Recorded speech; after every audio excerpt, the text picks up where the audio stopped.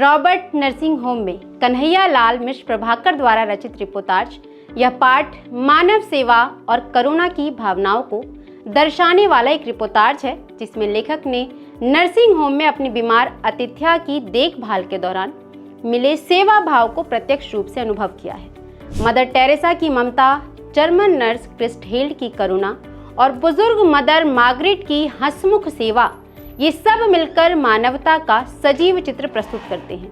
लेखक इनके कार्यों को देखकर गहराई से प्रभावित होता है और समझता है कि सच्चा धर्म वही धर्म है जिसमें बिना भेदभाव के मानव सेवा को प्राथमिकता दी जाए। तो आइए मिलते हैं रॉबर्ट नर्सिंग होम के हंसमुख पात्रों से। पहले बात करते हैं मदर टेरेसा, जो कि फ्रांस में जन्मी महान समाज सेविका हैं, जिन्होंने भारत में निस्वार्थ सेवा को अपना जीवन बना लिया। उनका सादा वेश, शांत चेहरा और माँ जैसा स्नेह हर रोगी को सुरक्षा और अपनापन देता है। बात करते हैं दूसरे पात्र सिस्टर क्रिस्टहेल्ड की। जर्मनी की एक सुंदर, निश्चल और हंसमुख नर्स हैं, जो मानवता की सेवा के लिए भारत आई और अपने सरल स्वभाव से सभी का दिल जीत लेती हैं।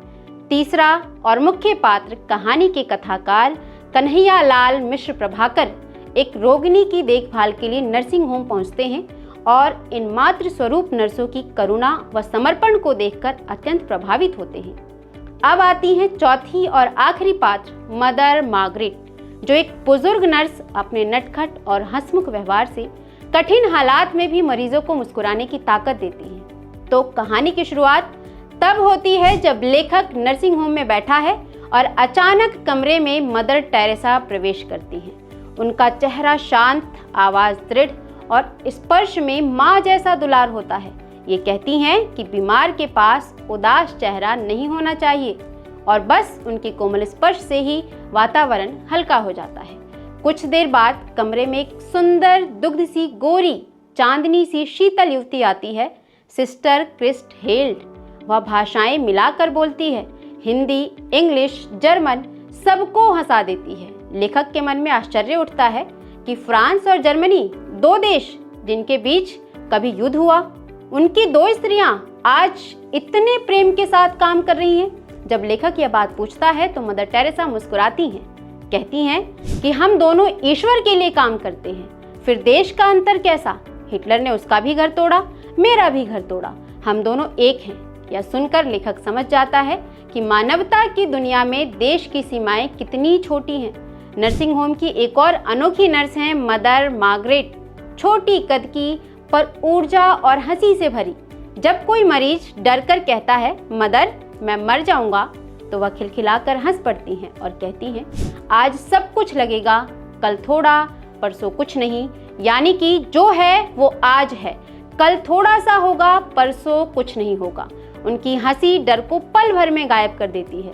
सिस्टर क्रिस्टहेल्ड भी सेवा के लिए पूरी तरह समर्पित हैं। 5 वर्ष का सेवा व्रत लेकर भारत आई हैं।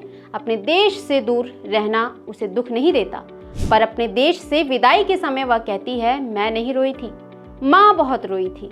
उसकी मासूमियत और सेवा भाव लेखक के हृदय को छू लेता है। अंत में उसका तबादला हो जाता है, पर वह जाते हुए भी हंसती रहती हैं। बंधन से मुक्त, केवल अपने कर्तव्यों में लीन, यह कहानी हमें बताती है कि मानवता ही सबसे बड़ा धर्म है। देश, जाति, धर्म की सीमाएं मनुष्य ने खुद बनाई है, जबकि प्रेम और करुणा इन सभी सीमाओं से ऊपर है। मदर टेरेसा और क्रिस्टहेल्ड हमें सिखाती हैं कि दूसरों की पीड़ा को अपना समझना ही सच्ची महानता है। मदर मार्गरेट दिखाती हैं कि दया और मुस्कान भी बड़ी दवा होती है। कहानी हमें यह बताती है कि फ्रांस और जर्मन की दो महिलाएं मिलकर काम कर सकती हैं तो दुनिया में कोई भी दीवार इंसानों को अलग नहीं कर सकती। यह कथा मानवता, सेवा और निष्काम कर्म का उज्जवल संदेश देती है। और यही हमारी ये कहानी समाप्त हो जाती है। इस रिपोर्टाज रॉबर्ट नर्सिंग होम में को पढ़कर आपको क्या लगता है, मानव सेवा में सबसे बड़ी ताकत क्या होती है? दया, मुस्कान या निस्वार्थ भाव? अपने तर्क के साथ कमेंट बॉक्स में ज़रूर बताइए। धन्यवाद।